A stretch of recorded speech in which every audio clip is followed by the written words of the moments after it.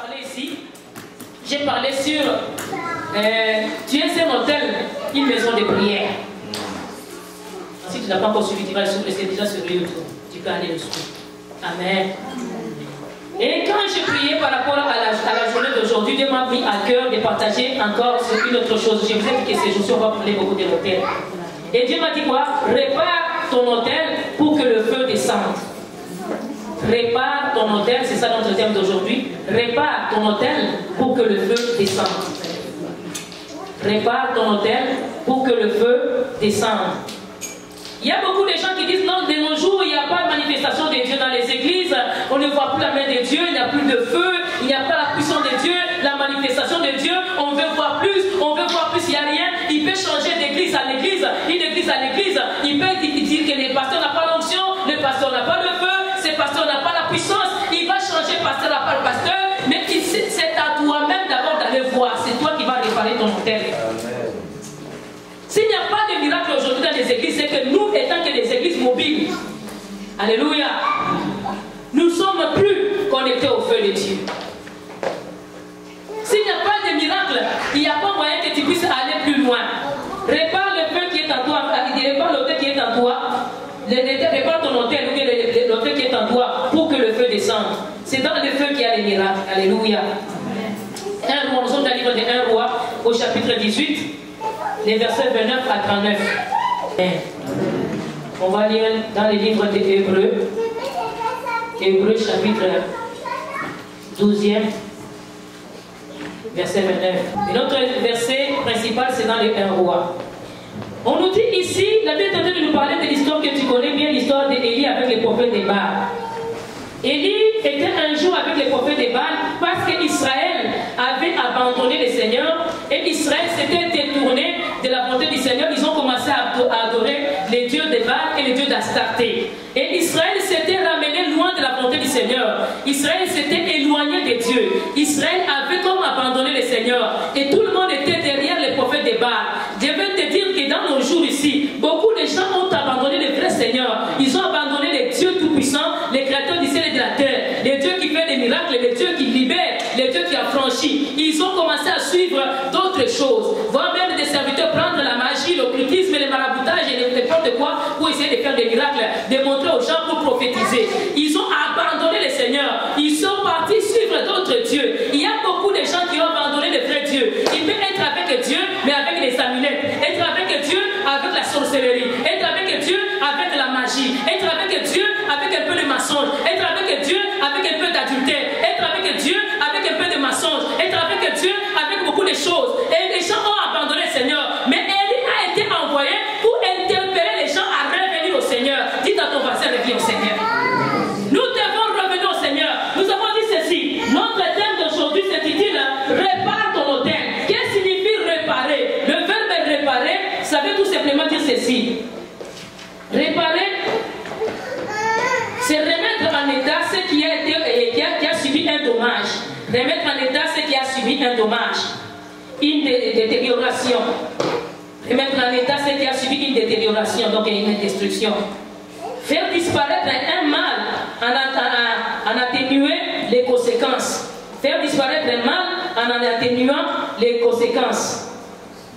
Agir de façon à effacer une action blâmable. Agir de façon à effacer une action blâmable. Agir de façon à effacer une action blâmable. Remettre en bon état, refaire, recommander, arranger, corriger, remédier, racheter, expier, rétablir. Arranger, corriger, remédier, racheter, expédier, expier plutôt, pas expédier, expier, rétablir, recommander, effacer, faire disparaître ce qui est mal. Et quand on regarde toutes ces définitions, on voit que Dieu nous interpelle à quelque chose. Quand nous avons commencé à parler sur l'autel, donc notre thème, comme nous a dit, répare ton hôtel. Qu'est-ce que signifie l'hôtel? Nous avons donné comme définition de l'hôtel, nous avons dit que l'hôtel c'est un lieu de contact, de rencontre, de communion, d'alliance, de secours, de jugement, un lieu de prière, d'invocation de Dieu, pour demander son secours au temps difficile, et où on demande son assistance en lui offrant les sacrifices et les prières pour qu'il intervienne. Donc c'est un lieu, je pourrais dire encore un lieu de contact, un lieu de communion, un lieu où nous pouvons raconter le Seigneur, où nous pouvons comprendre une alliance avec Dieu, un lieu de communion avec Dieu, un lieu de prière où nous pouvons communiquer avec Dieu, un lieu de communication avec Dieu, un lieu où nous pouvons implorer l'Éternel et pour qu'il puisse nous exaucer, un lieu où nous pouvons rentrer en contact avec les divinités, si nous avons donné la fois passée, avec les divinités, ceux qui sont des satanistes qui parlent chez les marabouts, chez les féticheurs, ils partent chercher les marabouts et quand ils rentrent chez les marabouts, ils entrent déjà en connexion avec l'autel des marabouts. Et quand les marabouts te disent non, jette d'abord l'argent ici, tu jettes l'argent, dès que tu as jeté l'argent, et l'esprit qui est en lui, ou bien les démons qui sont en lui, peuvent commencer à agir, peuvent commencer déjà à parler. Ils commencent à parler parce que tu es rentré en contact avec eux. Donc c'est un lieu de contact. Quand on entre dans la présence du Seigneur, on entre en contact avec Dieu. Et ici nous voyons encore, nous avons encore dit que l'autel, ça peut être aussi notre vie, notre cœur, notre corps. C'est l'autel de Dieu. Comme la Bible dit que vous êtes le temple du Saint-Esprit. Nous sommes la maison de Dieu. Nous sommes la maison du Seigneur. Nous sommes l'autel du Seigneur. Et nous pouvons nous offrir un sacrifice. Comme nous dit la Bible dans le livre de Romains chapitre 12. Offrez vos corps comme des sacrifices vivants, saints et agréables à Dieu. Nous offrons nos corps comme des sacrifices à Dieu. Donc nos corps, ce sont des hôtels mobiles. Nous pouvons nous déplacer. On peut aller de lieu en lieu. Mais étant des hôtels, des lieux de contact avec Dieu, les gens peuvent rencontrer Dieu en venant à travers nous. Et les gens peuvent voir Dieu en venant à travers nous. Mais ici, le prophète Élie, il nous interpelle à réparer notre hôtel qui avait été démoli. Amen. Notre vie a été démolie comment? Par les péchés, par les mauvaises choses, par l'impudicité, par l'adultère, par la fornication, par les abominations, par la sorcellerie, par l'hypocrisie, par la jalousie, par la haine, par l'orgueil, par la jalousie, par les vols, par la tricherie, par je sais pas, les mauvaises pensées, les mauvaises idées, par la pornographie, par la visualisation des films pornographiques, par je sais pas, le voyeurisme. Tu es en train de regarder les gens dans les petits trous, les gens qui sont nus, tu essaies de les voir par des petits trous. Par tous ces péchés-là, nous sommes en train de détruire ces corps.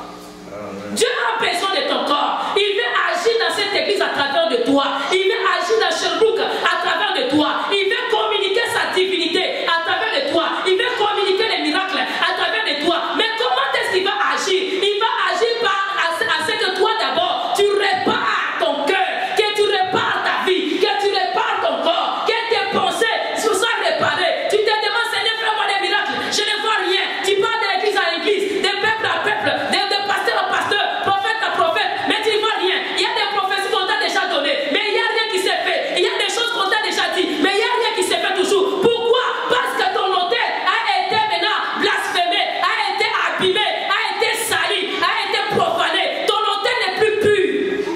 Ta vie n'est plus pure, ta vie n'est plus en ordre. Dieu n'est pas mort. Dieu ne fait pas exception des personnes. Dieu ne change pas. Il est le même hier, aujourd'hui ainsi qu'éternellement. Nous dit Hébreux chapitre 13 verset 8. Dieu il veut faire encore aujourd'hui. Et nous chantons toujours Dieu va faire encore, il va faire. On chante, il va faire. Mais si on est en règle avec lui. Et tant que des hôtels, Dieu a besoin de nous utiliser. Dieu veut encore, il cherche des gens. On avait dit autrefois que Dieu cherche un homme qui se tient dans la brèche. Il ne cherche pas beaucoup de gens. Dieu cherche quelqu'un à travers de qui il va passer pour opérer. Mais à travers de qui? Tout Israël était rentré dans les péchés. Il commençait à adorer les idoles. Il commençait à adorer les Baals. Il commençait à adorer les Astartés. Il a prié pour les dieux qui les avaient fait sortir d'Égypte. Il a prié pour les dieux qui les avaient sauvés. Il a prié pour les dieux qui les avaient fait arriver dans cette terre promise. Il n'adorait plus le créateur du ciel et de la terre. Ils ont commencé à adorer les idoles.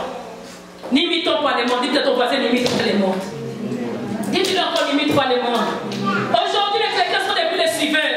Ils sont devenus des gens qui suivent les mondes. Ils parlent là où ils trouvent beaucoup de gens. Ils disent, ah, ici il y a Dieu. Qui t'a dit qu'il y a Dieu? Seulement nécessairement parce qu'il y a beaucoup de gens.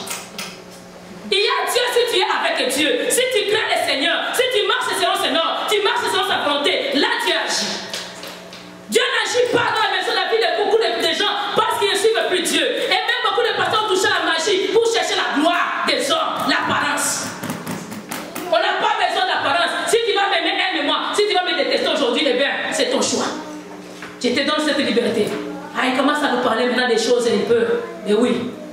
Si je ne vous parle pas, quel ciel vous irez? Alléluia.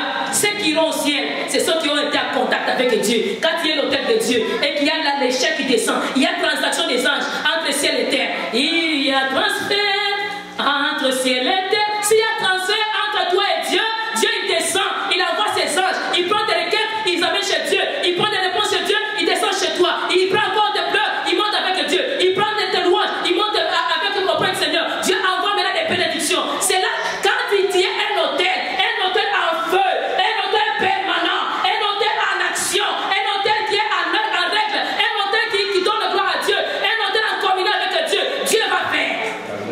Moi, Élie a dit à Akab, rassemble tous les peuples et rassemble tous les prophètes de Baal et les Astartés. Il y avait 450 prophètes de Baal et 400 prophètes d'Astartés. Au total, 850 prophètes contre un seul. Il a dit, bon, donnez-nous des quoi ça, des bœufs, des taureaux que nous allons offrir. Il n'a pas amené lui des taureaux. Il a fait demander à eux de donner. Parce que s'il lui donnerait, on dirait que tu avais préparé déjà. Tu avais déjà peut-être mis du pétrole sur ton offrande. Comme ça, il ne le fait pas descendre directement. Mais il a dit, vous préparez.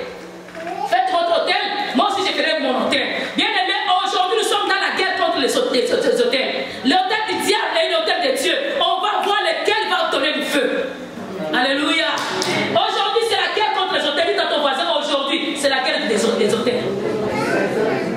hôtels de nos ancêtres, de nos grands-parents, de nos arrière-arrière-grands-parents. Ces hôtels-là où ils ont sacrifié des paroles, ils ont sacrifié à des dieux, ils ont sacrifié à des idoles, ils ont sacrifié à des morts, ils ont sacrifié à des gens qui n'existent pas. Nous, aujourd'hui, nous avons un Dieu vivant. Nous offrons nos corps comme hôtel.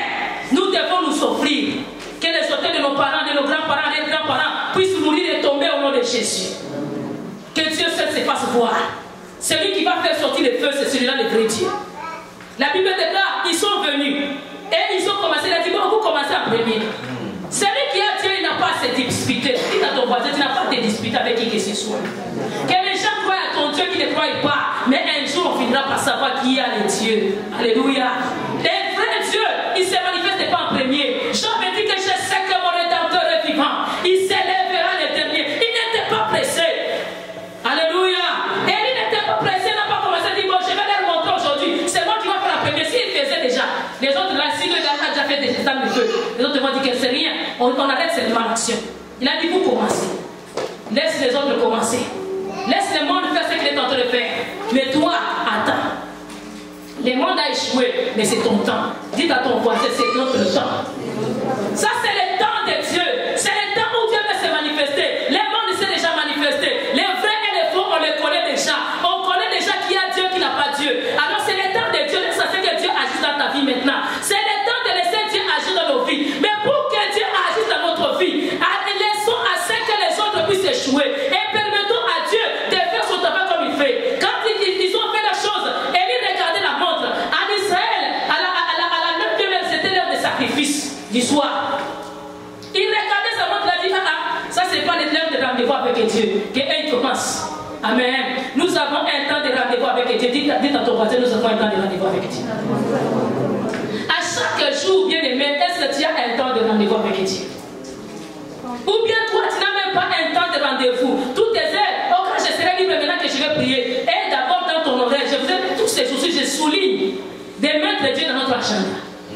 Dans tout notre programme du jour, je vais aller à l'école de telle heure à telle heure. Puis je vais aller travailler de telle heure à telle heure. Je vais préparer mon foufou de telle heure à telle heure. Et à telle heure, je vais prier.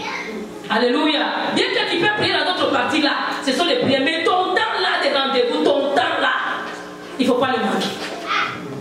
Tu vas voir quelqu'un a dit qu'à minuit, je vais me réveiller, je vais prier. Je vous ai toujours dit que le minuit, c'est une bonne heure. Pourquoi? Parce que ça arrive de 2 jours. Le jour qui passe et le jour qui arrive. Et quand tu as prié déjà à minuit, tu as pris possession de la journée qui va commencer.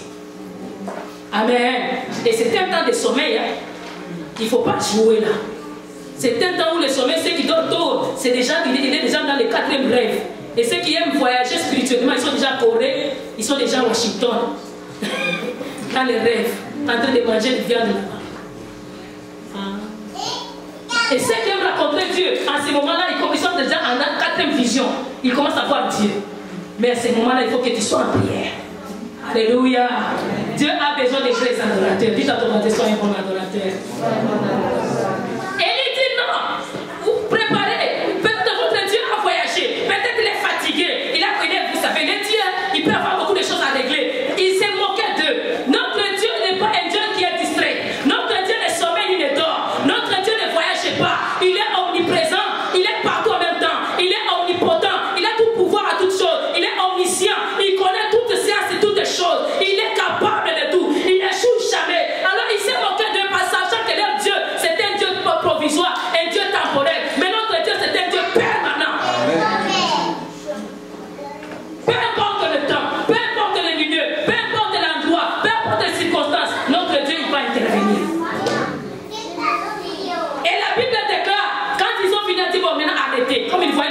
le rendez-vous était arrivé, il a dit, arrêtez, maintenant c'est mon tour.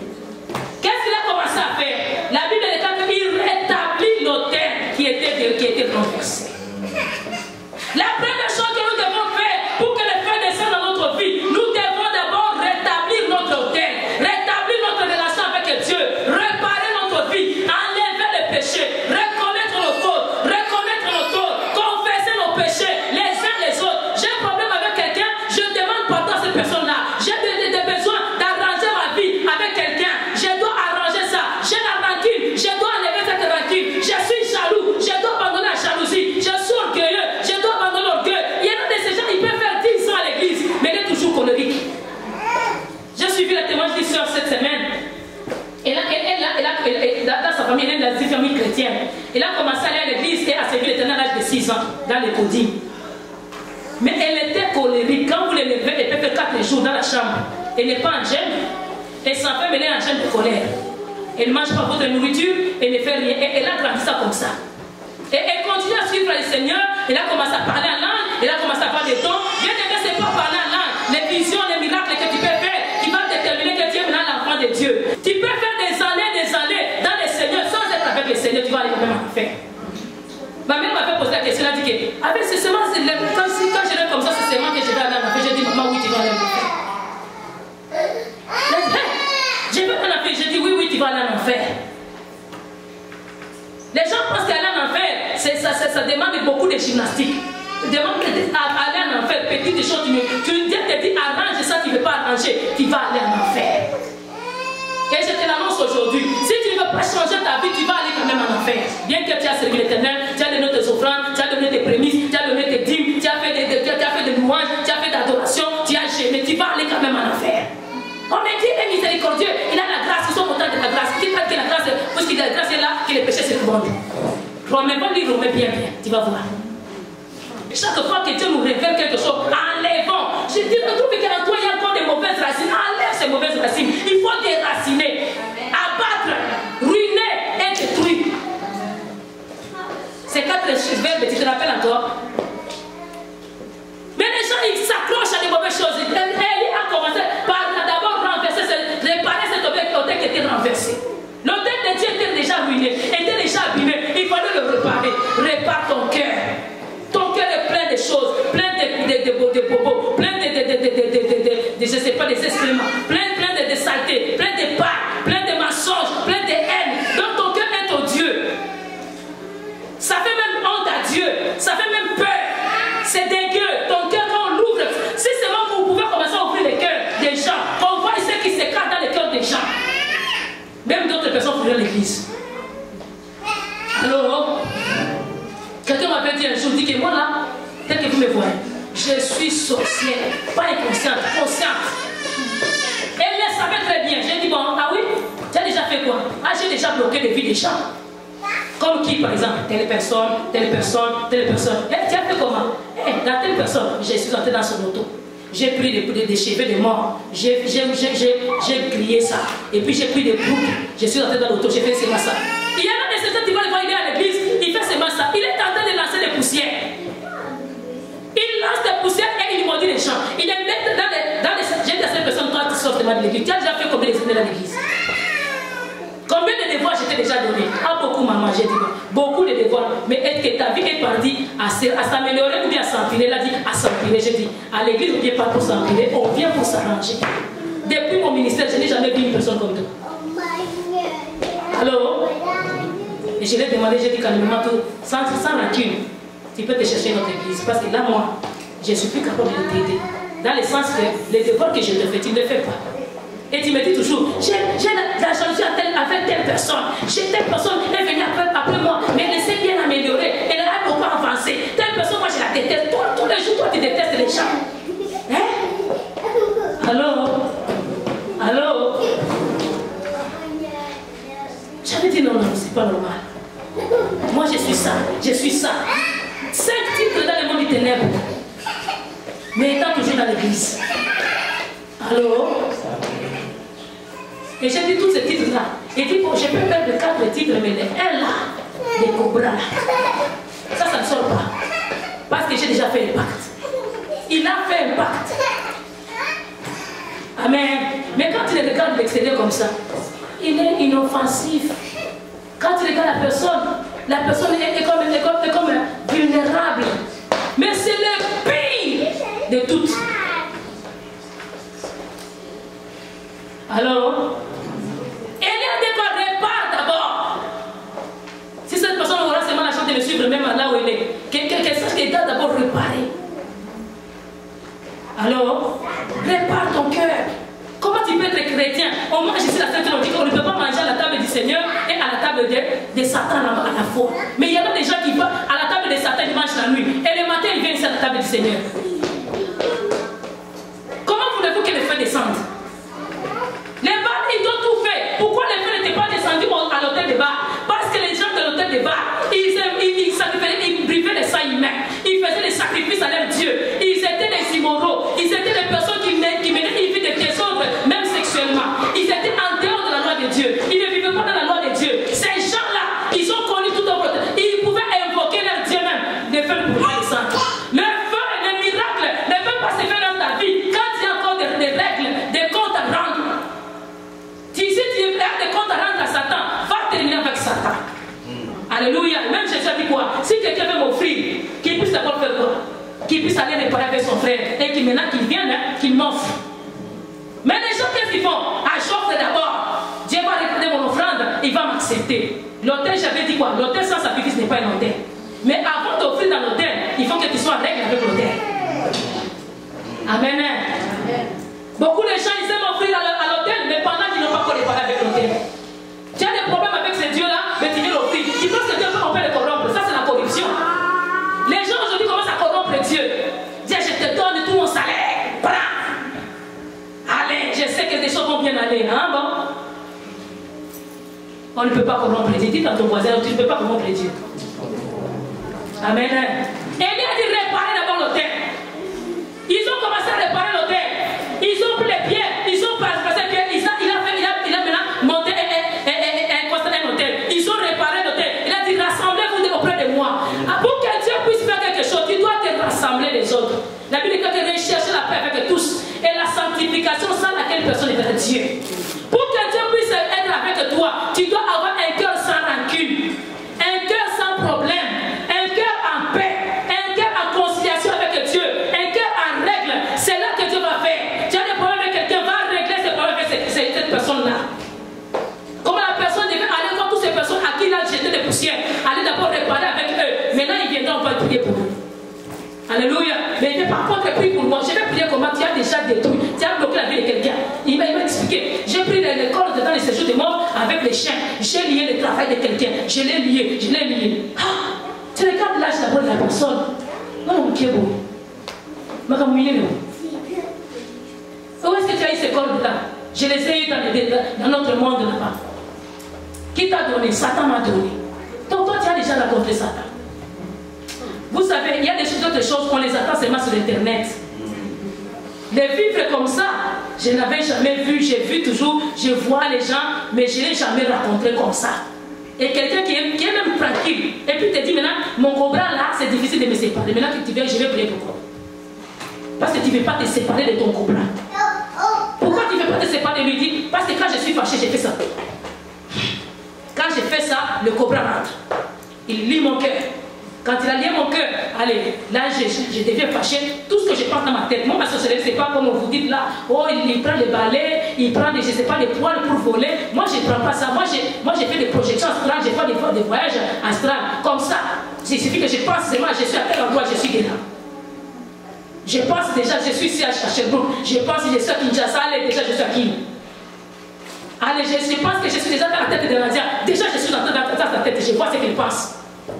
J'entre dans son ordi, et je détruis tout ce qu'elle est en train de faire. Ah. J'ai dit, maintenant, ça, il ne peut pas te séparer de ça. Il dit, ça, c'est difficile. Bon, j'ai dit, comme c'est difficile, toi, je te donne le congé de l'église. Est-ce que j'ai fait mal? C'est ça qui m'avait. J'ai mal fait? L'église répondait, moi, j'ai mal fait? Non. Vous venez ici pour trouver la bénédiction. Quelqu'un qui vous rentre dans la tête, il vous vole la bénédiction. Maintenant, moi, j'ai fait quoi comme travail? C'est moi qui garde la personne qui vous vole vos bénédictions. qu'elle aille d'abord régler. Quand elle a fini de régler, maintenant, si Dieu me confirme qu'elle a réglé pour de vrai, là on prie. Vrai ou faux? Qui vient ici pour chercher la malédiction? Personne. Je te l'enlève au nom de Jésus. Amen. Il a attendu comme c'était une bénédiction. Là, il a vite levé la main. C'est que j'ai dit la malédiction. Amen. On vient chercher le Seigneur. Et on veut être béni. Et il a dit la première chose.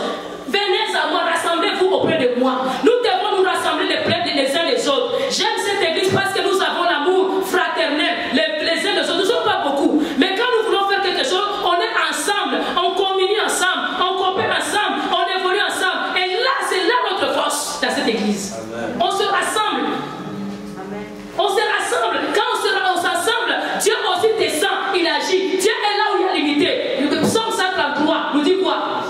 Voici, oh, il est tout incroyable, de frères et de frères ensemble. C'est comme lui qui descend de la tête d'Aaron sur les pans de ses vêtements. C'est là que l'Éternel dépend des bénédictions et la vie éternelle. Les bénédictions et la vie éternelle sont là où les gens sont ensemble. Vous êtes en couple, vous ne vous attendez pas. Moi et Abraham, nous avons des langages différents. Comment est-ce qu'il va bénir notre couple? Comment est-ce qu'il va bénir nos enfants? Pour que Dieu nous bénisse, il faut que nous soyons quoi? Ensemble. Dites à ton voisin, soyons ensemble. Il y a un chanteur qui avait dit quoi? On est ensemble, il n'y a pas de souci. Il n'y a pas de souci, on est ensemble. Pour que Dieu puisse descendre, il faut que nous soyons ensemble. Et là, on est ensemble, il n'y a pas de souci. Même si j'ai des chagrins, Abraham va me consoler. Toi, tu vas me consoler. Et là, mon souci, je vais même l'oublier. Bien que je n'ai pas encore trouvé de solution, mais je suis déjà tranquille. Mais si on n'est pas ensemble, même si j'ai de l'argent, je n'ai pas confiance à toi, je dis, s'il voit seulement mon argent. Déjà là, même mon argent, je ne vais pas bien les manger. Pourquoi? Parce qu'on n'est pas ensemble. Là où il y a la l'unité, Dieu agit. Pour que Dieu agisse dans cette église, dans nos églises d'aujourd'hui, il faut que les gens soient ensemble. Les bergers avec les brebis avec les bergers. Et là, Dieu va agir. Les brebis entre les brebis et les brebis avec les bergers. Là, il y a l'unité. Là, Dieu va agir. Dites Amen. Amen. Il a dit, assemblez-vous auprès de moi. Ils se sont assemblés. Il a dit, maintenant, faites les fossés. On a réparé l'autel, il a fait des fossés. Nous devons enlever les péchés, on doit faire des fossés. On a fait des fossés tout autour. Nous devons mettre des limites dans nos vies. Amen. Dans la vie de quelqu'un qui n'a pas de limites, s'il faut pécher, il pêche. S'il faut mentir, il ment. Il n'a pas de discipline. Il ne sait pas se mettre des barrières. Pour que tu avances avec les Seigneurs comme il faut, tu dois te mettre des limites. Mettre des limites, je ne peux pas franchir ces lieux. Je ne peux pas franchir cette ligne. Je ne peux pas aller au-delà. Je ne peux pas sortir dans le monde. Je dois rester seulement dans le Seigneur. Je dois rester dans la parole. Nous devons nous mettre des limites. Amen. Il a dit faire des fossés tout autour de l'autel. Ils ont fait des fossés tout autour de notre vie, de notre amitié. Nous devons mettre des limites. Ce n'est pas n'importe qui peut lever ton ami. L'ami, on le choisit. Toi, ami impudique, allez. Ami magicien, allez, viens. Ami drogué, je ne sais pas, ivrogne, allez, tu viens. Je vais le convertir. Toi, tu es Dieu. Alors, il y en a des gens qui se prennent comme des dieux, qui ont pris même la place du Seigneur. Nous devons laisser Dieu primer. Il y a des limites. Si toi, tu étais impudique, tu te fais encore ami avec une prostituée. Tu penses que tu vas devenir où? Tu vas rentrer dans le monde. Alléluia. Chez lui, il y a un adage qu'on dit quoi? Une femme mariée ne se fait pas d'amitié avec des prostituées. Il y a des limites. Vous n'avez pas la même vision. Vous n'avez pas les mêmes affaires. Toi, tu es chrétien. Un ami païen, bouddhiste. Ton ami, lui, quand il est à Rakuba, toi, tu vas faire quoi? Tu vas aussi apprendre ses prières ou tu vas faire quoi? Il est là dans ces jeunes. Toi aussi, nous sommes dans nos jeunes. Tu dis que tous nous sommes pareils, tous nous gênons. Est-ce que nous gênons de la même façon? Est-ce que nous invoquons les mêmes dieux? Dans la Gamaka. Les chrétiens d'aujourd'hui. Mettons-nous des limites. Mettez des fossés. Et il a dit quoi? Maintenant, amenez 4 cruches. 4 cruches remplies d'eau. Versez-les. Une première fois, ils sont versés. Une deuxième fois, versés. Il a mis des bois. Il a découpé les poissons de l'Holocauste. Mais il n'avait pas encore commencé à prier. Il a mis les bois. Nous devons déjà préparer les bois. La Bible fait quoi? Moi qui suis un bois vert, on mettrait comme ça. Vous qui êtes quoi? Les bois secs. Nous sommes des bois. Le feu, pour que ça puisse avoir une grande flamme, il faut qu'il y ait beaucoup de bois mis ensemble. Avant qu'il puisse invoquer déjà préparé les bois. Il a mis les bois, il a mis l'Holocauste. Nous devons aussi être des bois. On se met ensemble, on se met avec nos feux. Toi tu viens avec ton feu, moi je viens avec mon feu. Quand on le met ensemble, nous sommes prêts à faire un grand feu et ce feu va consumer notre Holocauste. Parce que nous sommes ensemble. Mais si toi tu te retires, toi tu es un bois, tu te retires, là où tu vas faire quoi? Alors, si je retire mon micro ici, allez, je le mets. Vous attendez ma voix? Ça devient autre chose. Ça a baissé, vous attendez, mais ça a beaucoup baissé, hein, n'est-ce pas le docteur? Ça a beaucoup baissé. Mais quand je fais ça, tu sens la différence? Quand toi tu l'amènes, maintenant si je prenais deux micros, je les mettais ensemble, ça fait une grosse voix. Quand je mets 3 micros, une grosse voix. Quand le président parle, il ne parle pas beaucoup trop fort comme moi je parle. On lui met beaucoup de micros ici en avant, sur son estrade. Et le président même, on le met à l'écart, bien réglé. Le président parle tranquillement, Trump il parle. Ah, good morning. Et les gens écoutent très bien. Pourquoi? Parce qu'il y a beaucoup de micros. Quand on est ensemble, on a beaucoup plus d'efficacité. Les bois mis ensemble, l'église, pour que ce soit une église de feu, il faut que nous soyons ensemble. Quand il faut prier, nous prions. Quand il faut chasser les démons, nous chassons. Quand on dit chasse les démons, on dit allez, les démons tous les jours, mais vraiment, ces démons, ils ne se fatiguent même pas. Laissez-les quand même respirer, non? Là, tu n'es pas ensemble avec eux. Nous sommes une église qui chasse quoi? Qui chasse les démons. Ah, vous voyez les démons partout. Si on ne les voit pas partout, on va les voir nous. Ils sont partout, non? S'ils sont là, on doit les voir. Alors, je vous disais quand mes enfants étaient encore des enfants, ils disaient que maman, toi tu vois les démons partout. Mais maintenant, aujourd'hui, eux, qui commencent à me dire, maman, ça c'est la sorcellerie, ça c'est des sauteurs. La dernière fois, ils sont venus dire, hey, ça c'est un hôtel. Cette personne est un hôtel vivant. Alléluia. On sent que c'est un hôtel. Là, ils commencent maintenant à voir, mais avant, ils ne voyaient pas. Alors, ensemble, tu peux progresser. En venant à l'église, tu vas gagner beaucoup. Les gens qui disent que non, je peux prier même à la maison. Tu peux prier même à la maison, c'est pas grave. Mais c'est différent d'ici parce qu'ici tu reçois la parole et tu reçois encore une autre dose. Quelqu'un d'autre encore te pousser un peu en avant. Comme on a sur les témoignages, si tu étais à la maison, tu n'aurais pas eu ça. Alléluia. Tu vois, quand vous êtes en prière, quelqu'un vous dit, tu es où? Il dit, ah, maman, on est ensemble. On n'est pas ensemble. Nous sommes en jeûne. Alors, mais toi, tu n'es pas en jeûne. On n'est pas ensemble. Amen. Elia dit mettez les bois. Ils ont mis les bois. Il a découpé l'Holocauste. Il a mis sur l'autel.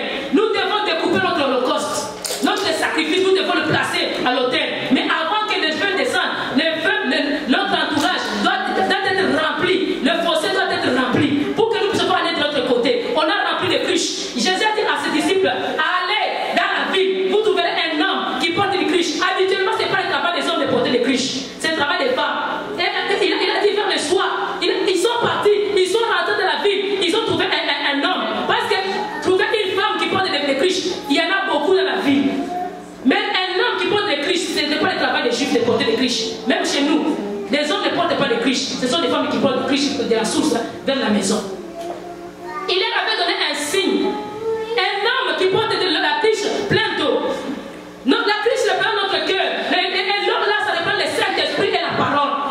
Notre cœur doit être rempli de la parole et du Saint-Esprit. De la parole et du Saint-Esprit. Pour que le feu descende, tu t'es déjà sanctifié. Tu t'es rassemblé avec les autres. Il faut que tu te sanctifies. Quand tu t'es sanctifié maintenant, il faut que la parole soit en toi et que le Saint-Esprit te remplisse. Quand le Saint-Esprit te remplit, mais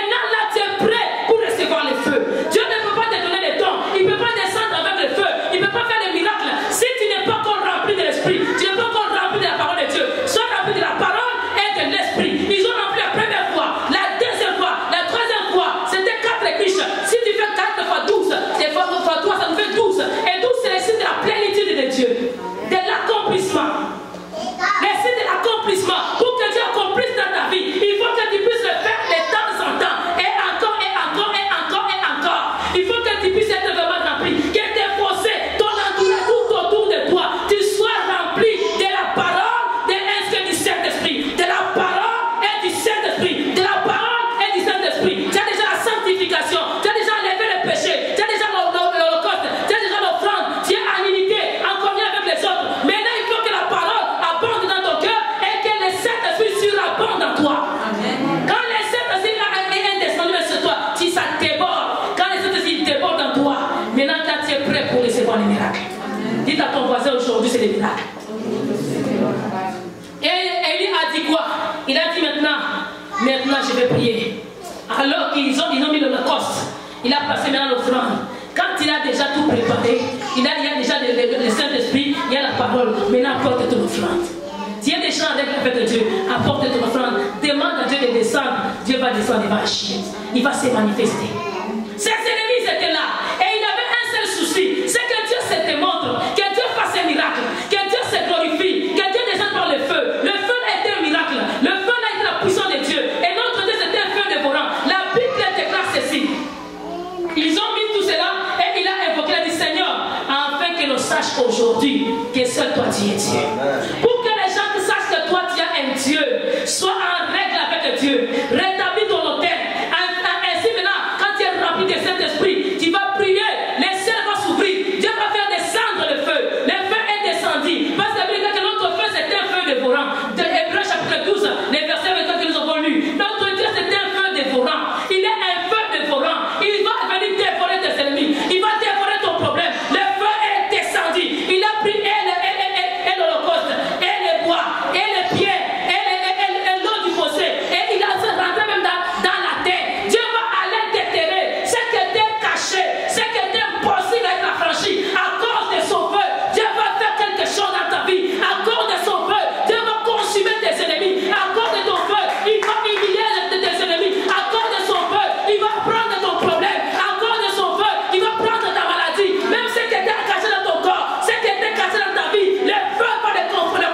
Il va les dévorer, il va les manger, il va les détruire, il va les déraciner. Parce que lui est Dieu, parce que lui est Seigneur, parce qu'il est tout puissant. Le feu dévorant, le feu dévorant, le feu dévorant. Que le feu dévorant aujourd'hui descende dans cette église. Tu consumes tout ce que les démons, les sorciers avaient déjà fait dans ta vie, avaient fait dans cette église. Que Dieu consume tout ce que les malins avaient bloqué dans ta vie. Que ton travail soit libéré, que ta vie soit libérée, que tous tes ennemis soient en confusion au nom de Jésus.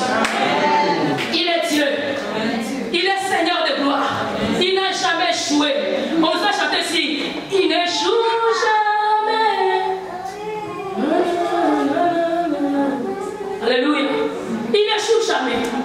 Il est au-dessus de toutes choses. La sorcellerie ne peut rien contre toi. Parce que Dieu est descendu. C'est son temps. C'est le temps où le feu de Dieu va agir dans nos vies. Nous avons besoin du feu. Nous avons besoin d'une église de feu. Non pas une église déjà refroidie où les mouches peuvent venir se poser, où les sorciers peuvent se sentir à l'aise. Ils vont sortir des années. Non. Être feu. Que le feu agisse. Que le feu engloutisse. Que le feu démolisse. Que le feu consume tous ceux qui sont des chaînes, des cordes avec lesquelles on a lié la vie de certains. Que le feu consume les poudres qu'on a jetées dans les champs dans la vie de personnes. Que le feu consume la sorcellerie, la malédiction, la magie, l'occultisme, les marabouts, même les cobras. Que le feu consume au nom de Jésus. Parce que Dieu il est Dieu. Quand il a fini, tout le monde dit ah c'est l'Éternel qui est Dieu. C'est l'Éternel qui est Dieu. Élie a dit ce n'est pas encore suffisant. Arrêtez tous ces gens-là. Amenez-les auprès de moi. Il a coupé. Alléluia. Tu peux avoir la force de commencer à couper tous les sorciers. Seulement si le feu est déjà descendu. Quand le feu n'est pas encore descendu, tu n'as pas le pouvoir. Mais quand le feu est descendu, la machette est bien limée. La machette, ça va couper avec puissance, avec onction. Aujourd'hui, prépare déjà ta machette. On n'a pas besoin d'aller limiter. Aïe, sia. Je vois chez nous quand tu vas chez les bouchers, tu les verras toujours avec des couteaux. Des machettes en train de limiter la main. On dit quoi? Le fer aiguise le fer. Allez, il est en train d'aiguiser. Il veut quoi? Il veut que ça chauffe, que ça puisse être tranchant. Nous n'avons pas besoin de trancher, de rendre tranchant nos épées. Il suffit que le feu descende. La lime est déjà aiguisée. Quand il y a déjà bien aimé, tu as déjà la colère de Satan. Qui sent la colère contre Satan aujourd'hui? Je ne sais pas si vous êtes comme moi. Il faut des fois, il y a des gens qui sont très gentils avec Satan, comme si Satan était leur oncle. Ils parlent avec Satan comme si Satan était leur copain. On dit, c'est Satan, tu peux t'en aller, je ne veux plus de toi, va-t'en au nom de Jésus. Caca. Satan comme ça. Je vous ai dit l'autre fois quoi? Le Satan lui-même il est violent. Il est criminel. Il a un dossier criminel. Comme il est criminel, il est violent. On agit avec lui avec comment? Avec violence. Les sorciers sont violents. Même si tu les vois maï, tu les vois péter, tu les vois comme calme. Non. Ils sont tranchants. Kata. Quand tu commences à prier, il ne faut pas que tu puisses avoir pitié. Non, tu fais des prières de pitié. Mais vraiment, hein, il ne connaît même pas ce qu'il fait. Vraiment, Seigneur, toi-même tu sais, hein, toi-même tu connais. Quand il reviendra, toi-même tu jugeras. Kaka, j'attends quand lui viendra. Et il nous a dit quoi? Tout ce que vous demanderez, il vous sera fait quoi? Il vous sera donné. Maintenant, moi j'attends qu'il revienne. S'il ne vient pas cette année, s'il ne vient pas l'année prochaine, moi je continue à faire quoi avec lui? Alors, le Seigneur soit juge entre moi et lui. La Bible déclare quoi? À toi la vengeance, à toi la vérité. Venge-moi, Seigneur! C'est pas toi qui te venge, c'est lui qui te venge. Alléluia! Et la Bible déclare quoi? C'est pas pour la bataille, c'est à moi cette bataille. Allez, Seigneur, viens combattre pour moi, s'il te plaît. Moi, je suis tanné. C'est son devoir. Est-ce qu'Israël a attendu que Jésus-Christ, quand il reviendra, pour qu'il puisse traverser la mer Rouge? Et Pharaon devait l'attendre. Hein? On attend votre Seigneur quand il viendra. Pharaon lui venait, non. L'ennemi en arrière, il vient. Toi, tu dis que non, quand Dieu voudra. Oh. Tu as besoin de réponses now, là. Toi, tu dis que quand Dieu voudra. Israël a dit à Moïse, tu ne vois pas devant nous la mer Rouge. En arrière de nous, quoi? Pharaon et son armée. Nous allons périr. Moïse a intervenu vite auprès du Seigneur. Seigneur, c'est des dégâts. Dieu a dit quoi? Dites-le de ne pas craindre. Prends seulement les bâtons, avance. Et dites-le d'avancer. Allez, mets le bâton. Et dites-le de ne pas traverser. Ils ont commencé à traverser. Pharaon, il a dit, ils ont commencé à partir. Il y a des murs, hein? Il y a la route, l'autoroute. Nous allons tous passer. Quand Dieu place une autoroute pour ses enfants, ce n'est pas pour les démons avec eux. Ce n'est pas pour les sorciers aussi qui te voient aussi progresser, qu'ils aussi viennent passer. S'ils viennent seulement, ils commettent une erreur grave. Ils sont venus aussi. En venant, qu'est-ce qui s'est passé? Ils se sont engloutis. L'eau est revenue. L'Israël a fini de traverser. Et ils se sont noyés. Et Pharaon, et son armée, et leurs chars, et leurs cavaliers. Donc c'était une perte totale pour Israël. Ils ont perdu l'armée, ils ont perdu le roi, ils ont perdu les commandants, ils ont perdu les soldats, ils ont perdu aussi les matériels, les armes, les chars, les cavaliers, les chevaux. Tous ils sont partis. C'était une perte totale. C'était la défaite, c'était depuis ce temps-là que l'Égypte a perdu sa prééminence d'être grande puissance à l'époque. C'était l'Égypte qui était grande puissance à l'époque comme les États-Unis aujourd'hui. Ils ont perdu. Pourquoi? En voulant suivre Israël. Que celui qui te suit soit décapité aujourd'hui au nom de Jésus. Que tous ceux qui te combattent, que Dieu s'élève et qui descende avec le feu. Mais la chose que toi tu as à faire, c'est de réparer ton hôtel. On va s'élever. Que Dieu vous bénisse.